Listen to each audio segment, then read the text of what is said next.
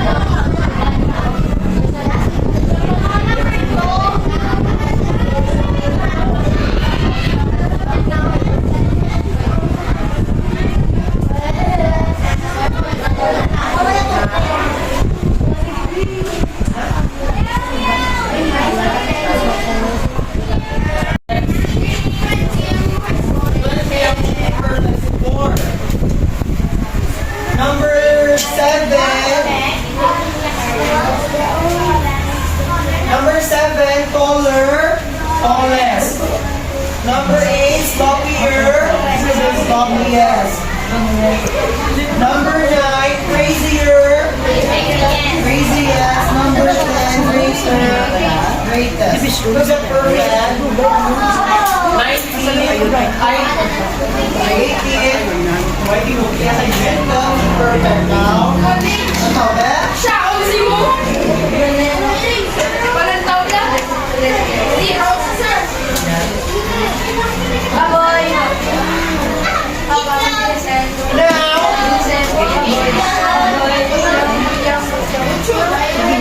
let's evaluate. Listen class.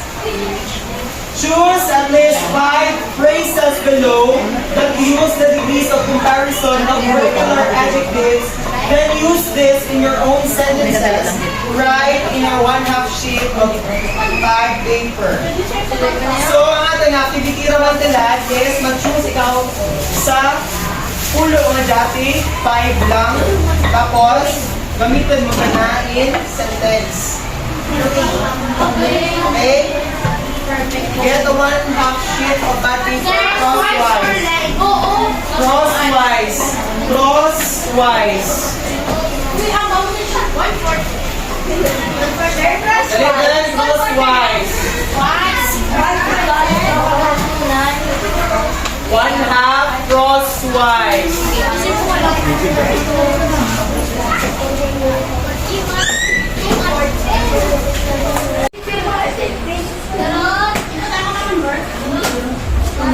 This year is a good year.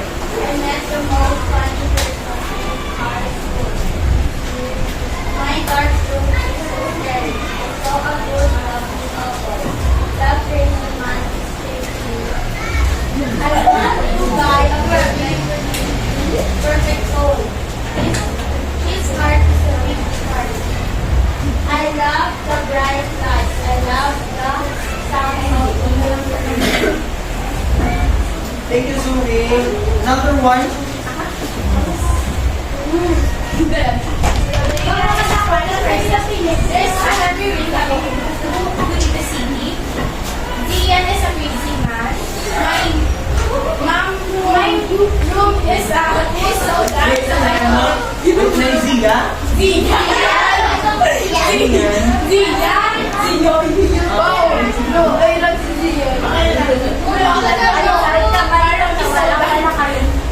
So I called it dark room.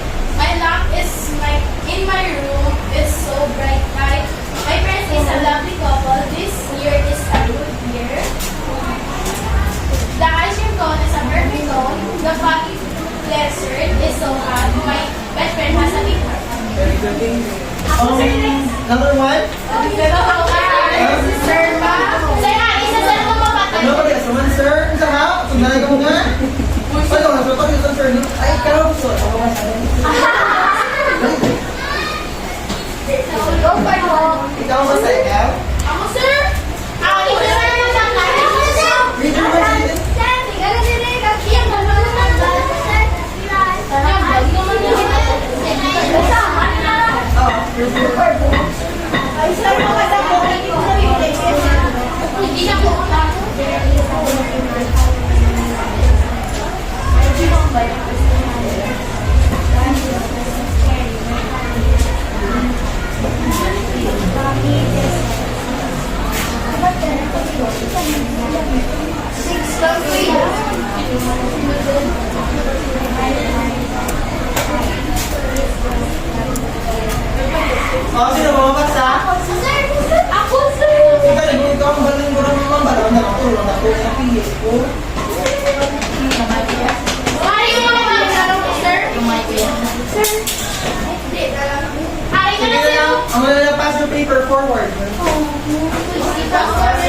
paper forward. And copy your assignment.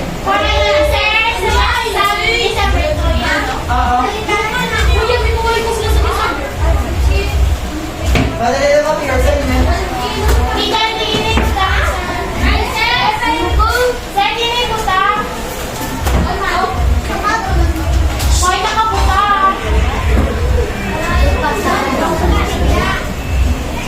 Ano, one whole sheet of paper. Copy your assignment. Hindi pa picturing. Wait, flash. Dali na ba sa dyan?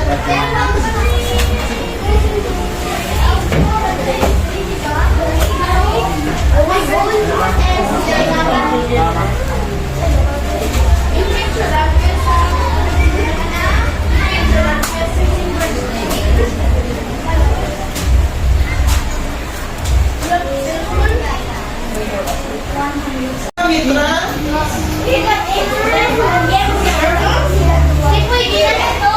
Plus one lang mo eh. One point.